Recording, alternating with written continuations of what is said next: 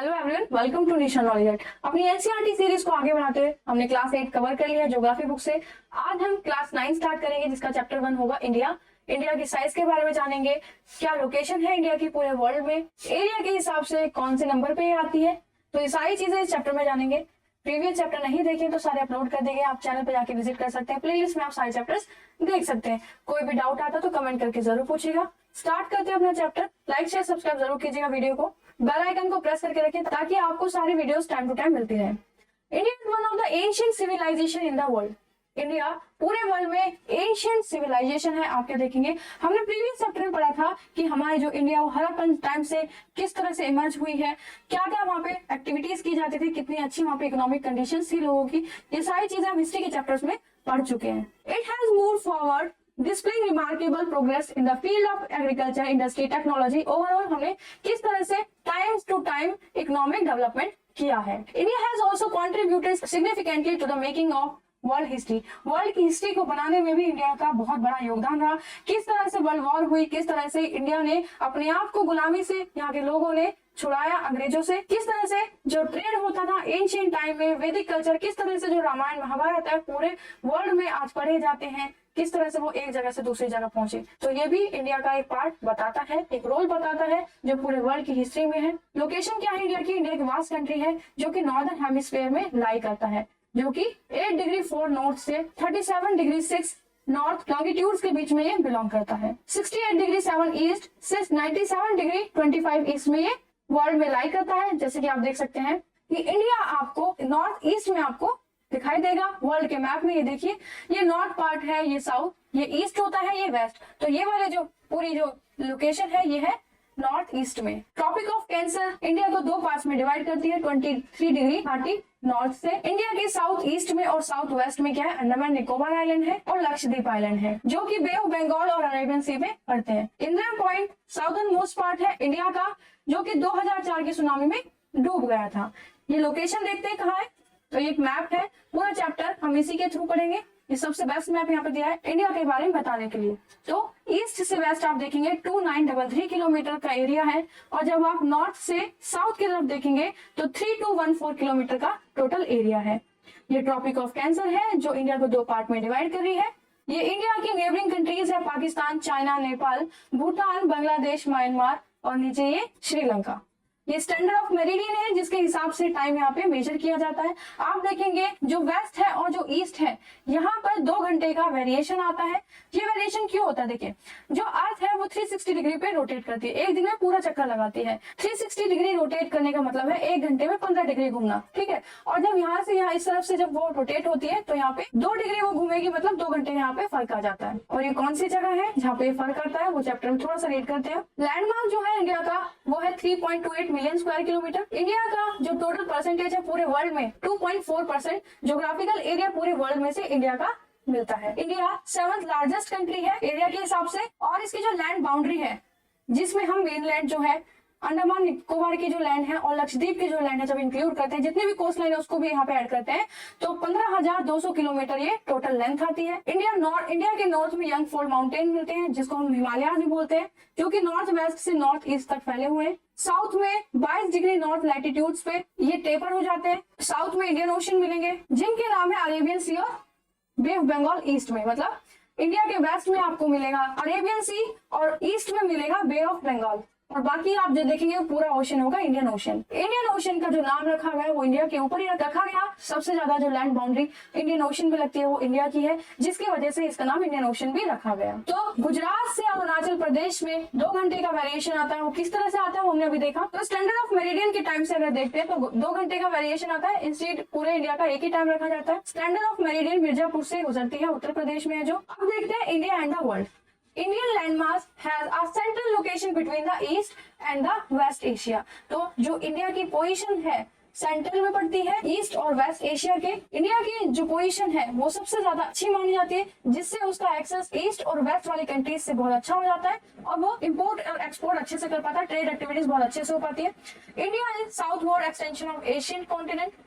The trans Indian ocean routes which connect the countries of Europe in the west and the countries of East Asia, जिसकी वजह से Europe जैसी countries तक strategically इसकी पहुंच हो जाती है। इंडिया का जो साउथ पार्ट है वो डेक्कन पेनिनसुला कहलाता है, जो कि इंडियन ओशन में है, और वहाँ पे जो ट्रेड रूट है वो सी के थ्रू किया जाता है, और इंडिया क्लोज कॉन्टेक्ट बना पाता है वेस्ट एशिया से और ईस्टर्न कंट्रीज से, जैसे कि अफ्रीका, यूरोप तक वो पहुंच पाया, वेस्टर्न कोस्ट और साउथ ईस्ट और ईस्ट एशिया तक वहाँ के लोग ट्रेड कर पाए। कोई ऐसी कंट्री नहीं है जिसकी इतनी लंबी कोस्ट लाइन हो इंडियन ओशन में, तो इंडिया की बहुत एमिनेंट पोजीशन है इंडियन ओशन में, जिसकी वजह से इसका नाम भी जस्टिफाई होता है। जब से 1869 में स्वेज कैनाल बना, इंडिया का जो डिस्टेंस है यूरोप से वो 7000 किलोमीटर कम हो गया। ये है इंडिया जो 7th नंबर पे आता है एरिया वाइज, जिसका टोटल जो एरिया है वो 7.2 मिलियन स्क्वायर किलोमीटर है। सबसे ज्यादा बड़ा रशिया है एरिया के हिसाब से। ये वर्ल्ड के वो सारे इंटरनेशनल हाईवेज और ट्रेड कॉमर्स है जिससे इंडिया कनेक्ट करता है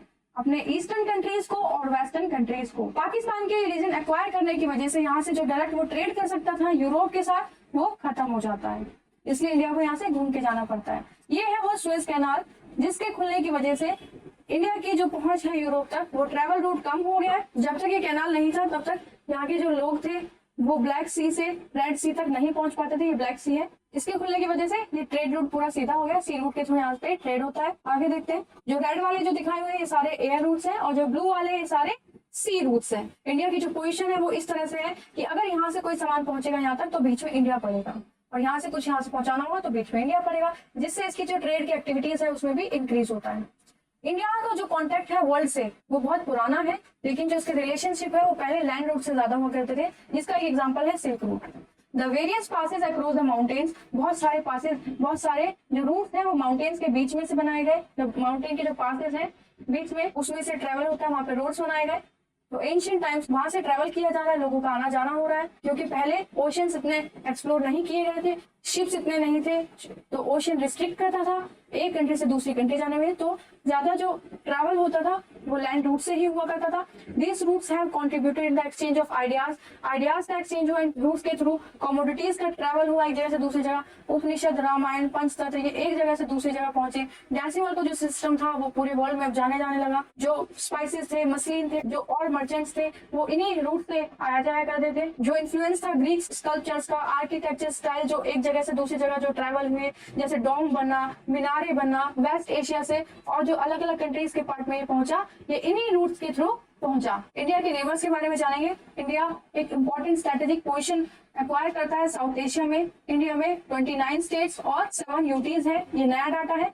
ये एक्टिविटी आपको फाइंड आउट करनी है एरिया वाइज, स्मॉलेस्ट कौन सा है, लार्जेस्ट कौन सा एरिया है। इंटरनेशनल कोस्ट लाइन आपको यहाँ पे फाइंड आउट करनी है, वेस्टर्न और ईस्टर्न कोस्ट की यूनियन टेरिटरीज में क्लासिफाई करनी है 4 ग्रुप स्टेट्स का, जिसमें कॉमन फ्रंटियर्स हो पाकिस्तान, चाइना, म्यांमार और बांग्लादेश में। इंडिया शेयर करता है लैंड बाउंड्री पाकिस्तान के साथ, अफगानिस्तान के साथ, नॉर्थ वेस्ट में चाइना, नेपाल, भूटान, म्यांमार, बांग्लादेश, और ईस्ट में साउथ में उसके नेबर हैं Sri Lanka. Southern neighbours across the sea consist of 2 island countries, तो 2 आइलैंड कंट्रीज भी हमारे साउथ में, जैसे कि श्रीलंका और मालदीव्स। डूयो ने बताया कि 1947 से पहले 2 टाइप के स्टेट्स थे इंडिया में, एक तो प्रोविंस, एक प्रिंसली स्टेट। प्रोविंस स्टेट वो थी जो डायरेक्टली रूल की गई ब्रिटिशर्स के थ्रू, और उन्होंने वाइसराय अपॉइंट किए रूल करने के लिए। प्रिंसली स्टेट्स रूल की जाती थी, लोकल के जो हेरिडिटरी जमींदार थे, राजा थे।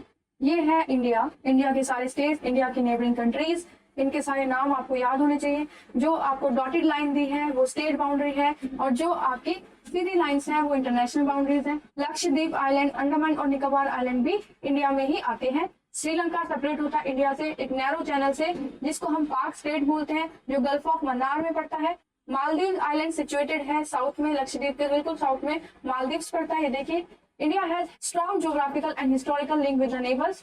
तो आप फिजिकल मैप में देख सकते हैं कि नेबर्स के बारे में। एक्सरसाइज देखते हैं, एक आंसर आपको चूज करना है। ट्रॉपिक ऑफ कैंसर कहाँ से पास नहीं होती है, राजस्थान, छत्तीसगढ़, त्रिपुरा या फिर ओडिशा। ईस्टर्न मोस्ट लॉन्गिट्यूड कौन सा है इंडिया का, तो आंसर होगा 97 डिग्री 25 ईस्ट।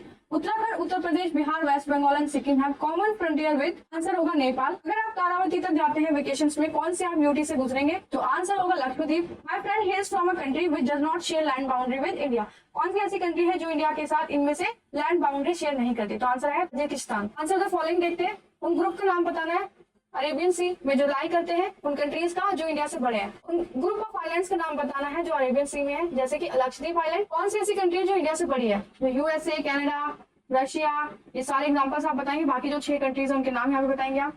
कौन सा ग्रुप ऑफ आइलैंड है जो साउथ ईस्ट में पड़ता है? आंसर होगा अंडमान और Nicobar. Which island countries are southernmost neighbour? तो इसका आंसर क्या था? मालदीव्स और श्रीलंका। सनराइज 2 घंटे पहले क्यों होता है अरुणाचल प्रदेश में, गुजरात में? तो ये चैप्टर हमने रीड किया, आप बता सकते हैं। Central location of India at the head of the Indian ocean is considered as great significance. ये सारी चीजें हमने चैप्टर में डिस्कस की है। कोई भी डाउट आता है किसी भी एक्सरसाइज में तो कमेंट करके जरूर पूछेगा। चैनल के बेल आइकन को प्रेस करके रखिए ताकि आगे आने वाली वीडियोस की नोटिफिकेशन आपको मिलती रहे। चैनल को लाइक शेयर सब्सक्राइब कीजिएगा। नेक्स्ट वीडियो में नेक्स्ट चैप्टर के साथ फिर से मिलेंगे। All the best and thank you.